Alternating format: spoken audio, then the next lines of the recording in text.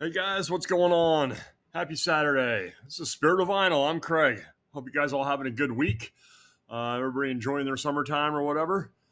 So this week, I've been to the record store a few times. You know, the last time I put a show out about what I picked up is when I hit 600. So I've added some more since then. I thought I'd show for July of 2024, my pickups for July of 2024. I don't think I'm going to be at the record store next weekend or after that for a bit. So thought I'd just go over a few of them here. Well, all of them that I've picked up in the last couple of weeks starting in July. So here's my first one I picked up. Megadeth, So Far So Good So What, 1987. This is a 2024 repress that I didn't even know they were redoing. I saw this on eBay and I ordered it, and it came in the mail shortly after I made the last video. I was talking about that. Story with this album for me, I've got lots of stories for this album. When this album first came out in 1987, I'm 17, 18 years old, and I catch a ride with my buddy down to the record store to go buy this the day it comes out. Back then, music came out on Tuesdays. Go to the record store. Hey, where's the new Megadeth album at? Oh, they're still in the back. I says, go get it. So he goes back and gets it, and I bought it on cassette at the time. Then they repressed this in 2016, kind of when I was starting to buy records again. And I had it at the record store in my hand, and I passed it up to buy something else, and I've never been able to find it again. So when I saw this on eBay for $30, I picked it up. I love this record. It's not very long. It's got In My Darkest Hour on it, 502, and Hook and Mouth, and all these killer songs. It's a great record. 2024 repress sounds pretty good, so you can go ahead and pick that up if you're into Megadeth and you don't have it yet. Then I went to the record store. David Lee Roth, Crazy from the Heat, 1985. I think this is like his debut. It's an EP. It's only got 4 songs. Just a Gigolo, California Girls, Coconut Grove, stuff like that. Pretty cool. It's been at the record store for a while. Didn't want too much for it. $10. I finally just bit the bullet and bought it. So, because I have that and I have Eat 'Em and Smile. Also, while I was there, I picked up this Eurythmics album, Be Yourself Tonight from 1985. You know, my found love for all things 80s pop new wave sound. So when I saw this for $12, thought I'd pick it up. There's the cool label on the back. It's a pretty good record. I get about 3.5 stars compared to some of the other Eurythmic stuff, but I like it. You get in the right proper mood, I guess. And I saw this there, Doors LA Woman. I know this has probably been shown 1,000 times. This is from 1976. This pressing is from 1976. I'm not sure when this album first came out. This is my first Doors album in the collection, which is surprising that I didn't have any, considering where I've gotten some of my records at. That there's no Doors out there. I got my buddy Rick's stuff when he died, and he was, older and kind of a hippie guy. I'm surprised he didn't have any Doors. And the stuff that I'd found that one day, there was no Doors in there either. So my first Doors album for the price of, what was that, $15. I figured you couldn't go wrong. So I picked it up, played it. Damn good record. And of course, you guys probably all know that. It's Elektra Records with the butterfly on there. So said this one's from 1976. Then I'd ordered a couple records on Discogs. I went on Discogs so I can finish my Adamant collection. So this is Viva La Rock, and it's from 1985. Still had the hype sticker on it. Epic Records. It's a pretty good record. Oh, look, it's got the other sticker right there. At one time I went for $5. I think I paid 10 for it. And then I bought another one I'll talk about in just a second. So this is pretty good. Kind of finishes up my Adamant collection of everything I want. So that's why I picked that up. And while I was there looking at that seller, seeing what else he had this album, The Cars Door to Door from 1987. It's got that Elektra label on it. I didn't even know this album existed. I thought The Cars ended after Heartbeat City. And as I saw this, I'm like, well, what the hell is that? Like a compilation. I click on it. I'm like, oh, no, it's an album they put on after Heartbeat City. And then it's pretty much the end. So inadvertently, I finished up my Cars discography. So I now have all of those. This one here, it's all right. It's not as good as the other ones by far. I only give it like 2.5 stars. I don't know. Maybe it was because it was the end of the band or getting towards the end. They just didn't really have it in them to do it. But this isn't great compared to some of their other records. So then, following week, last Saturday, we're going downtown. My wife and my kid are getting tattoos. So my kid had gotten some tattoo gift certificates and some money for his birthday back in December. So he was finally had his appointment to go get his first tattoo. And my wife's birthday's in like a week and a half. And she's like, I want a tattoo for my birthday. Okay, so we'll go down there. You guys can get tattoos. I went and hit the record store, which is like 2 doors down from the tattoo parlor. And I picked all this up a week ago Saturday. So I've had these records for a week. Motley Crue, Theater of Pain. This is a 22 repress. And I've been avoiding this album. You know, for me, Motley Crue is just those first 5 albums. After Dr. Feelgood, I really don't really pay much attention to anything after that. Yeah, I hear the Crue John Corabi album is a really good record. Maybe if I could ever find it at a decent price, I would buy it just to listen to it or whatever. But I've been skipping on this one. I had the first 2 and then Girls, Girls, Girls and Dr. Feelgood because in my mind, this album's no good. And this, in my mind, from what I remember back in teenage days, this album isn't very good. So I passed on it. And it's been at the record store for a while. I listened to it after I bought it, and it's actually way better than I expected. Oh, my hype sticker's sliding around down in there. It's actually pretty good, but it's hard to give like what kind of stars because it's still growing on me. I think the plus on this is Mick Mars's guitar work is just really tremendous on this record. It really is. Song-wise, though, you know, it doesn't say much when the best song on the album or the most popular song is a remake, right? With Smoking in the Boys' Room. But overall, I think it's a good, solid 80s rock album. Like I said, I thought it was terrible, but it's getting... The more I listen to it, it's growing on me over time. So I picked that up and finished up what I would consider my Crue collection with those first 5. I'm not really worried about anything that happens after that. Also, while I was there, I saw this in the used section. Crocus Change of Address. It's from 1986. It's got that Arista label on it. I gave $10 for it. So I figured it wasn't too bad. I pulled it out. I'm like, okay, I have, 4 or 5 Crocus albums over there. I knew I didn't have this one, so I bought it. Pretty good, 3 stars. It is what it is. If you're a Crocus fan or you know Crocus, you know what this is going to sound like. So, for $10, it couldn't go wrong. So, pick that up. Also in the used section, something here. I paid a little bit more for this. This is the first one in the collection, Black Flag, the first 4 years. Now, I don't have a whole ton of punk in my collection, and most of the punk I do have is more of that pop punk type stuff. Bands like NoFX and Pennywise and Face to Face and The Offspring and, music like that. I do have some stuff like Bikini Kill and The Distillers, which is a little heavier. This is definitely heavier. This is the first 4 years. Basically, it's a compilation album and everything they kind of did pre-Henry Rollins. This is all before Rollins joined the band. I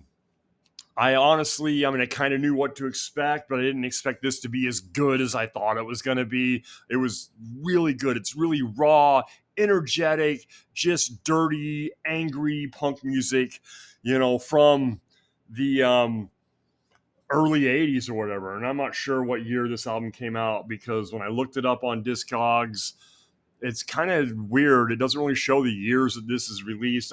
This is not an original release. This is a re-release of some kind, but it's not like a recent re-release. I want to say it was probably done back then, maybe 3 or 4 years after they first put this out. So basically, it's just got songs off the first 4 albums or the first 3 or 4 albums, first 4 years, different singers. There's 2 or 3 different singers on here. This is really cool stuff. And it was my first Black Flag I've ever owned in my life. First time I've ever bought any Black Flag. I know I'm late to the game. If you guys are punks, you know this band. I did not. I mean, I'm of course aware of this band, and we're aware of Henry Rollins, but I'd never owned any Black Flag ever. I'd never bought a cassette back in the day or anything else. You know, when I was younger, the punk stuff was like behind the counter, like it was taboo and hidden and hard to find, and we just never bought it. We were just buying the popular metal at the time, so I never got into this stuff when I was younger. I used to hang out with some punks back then, and they would listen to some of this every once in a while, but, you know, I never owned a Black Flag album in my life until last week, and I like it a lot, so I'm assuming if I try to fill in that collection, that's going to cost me some money. Another, another person I had never bought. Oh, by the way, that one was $22 that I'd never owned before. Elvis Costello and the Attractions from 1979. This is called Armed Forces. I gave $12 for it. It's got the cool Columbia logo. This is a pretty cool record. I had no idea what to expect. I mean, sort of an idea of what to expect. I'd never owned any Elvis Costello. I've never listened to Elvis Costello. You know, I remember him having a couple of videos back in the 80s on MTV, so I kind of had an idea of what I was getting into when I bought it. I still haven't decided if I really like it or not. I'm going to have to give this more than one listen. I've only listened to this once in the last week, and I did not like, oh no, I can't believe I wasted my money or anything. I mean, for $12, you're not wasting your money anyway. And my thought is, well, I got to give it a few more listens to see what I really think. But, you know, it's cool. It's got that early new wave sound from the late 70s, early 80s, singer-songwriter style of lyrics and music. So, you know, I know a lot of people are fans of this guy, and I've never really gotten into him ever. First time I've ever bought an Elvis Costello record. First time I ever listened to an Elvis Costello record. And like I said, I'm not adverse to listening to this some more to really give it a chance to see what it sounds like or what they sound like or whatever. Another one, band I am aware and heard of many times and listened to, you know, basically streaming many times, Saxon, Denim and Leather. Denim and Leather, I gave $16 for it. This is from 1981. This is cool. Early 80s, you know, new wave British heavy metal type sound. Good, that early metal sound. You know, like I said, this album's from 81. Pretty good record. First time I ever bought any Saxon. I give it 3.5 stars. If you know Saxon, I mean, heard Saxon plenty of times when you're streaming music or whatever, and the style I'm listening to. I thought this was a pretty good record. I may pick up some more. So, and I gave Simply Red. It's called A New Flame. It's from 1989. I bought this. It was $5. I figured you couldn't go wrong for $5. I knew this would be sort of a new wave sound from the era, so I bought it. $5, you know, not a big deal. I don't know if I really cared for it though. It's a little mellow. It's a little soft. It's more of a soft rock adult contemporary sound rather than like that new wave sound that I was kind of expecting. So it wasn't terrible. $5, can't go wrong. Sure, I'll listen to it again and let it grow on me, depending on my mood. Like I said, it is a little soft. It's a little adult contemporary, but, you know, great musicians and songwriting and the great vocalists and everything else. So it's a pretty good band. Then I wandered around the record store and pretty much found what I wanted. You know, the only thing new I bought was that Motley Crue album. Everything else was used. I'd gone through their new used section, the new arrivals. And I'm like, okay, so this adds up to so much money. I can spend a little bit more cash. So I'm walking around. I see over in his other used section, you know, when you walk in the record store, right up front is the new arrivals for the used section. And the rest of the store, he has his new stuff and he has his used stuff. So I'm walking around. I'm like, I see Thompson Twins. I'm like, okay, cool. I got a couple Thompson Twins albums. Let's go over and take a look at it. Well, I ended up with 4 of them.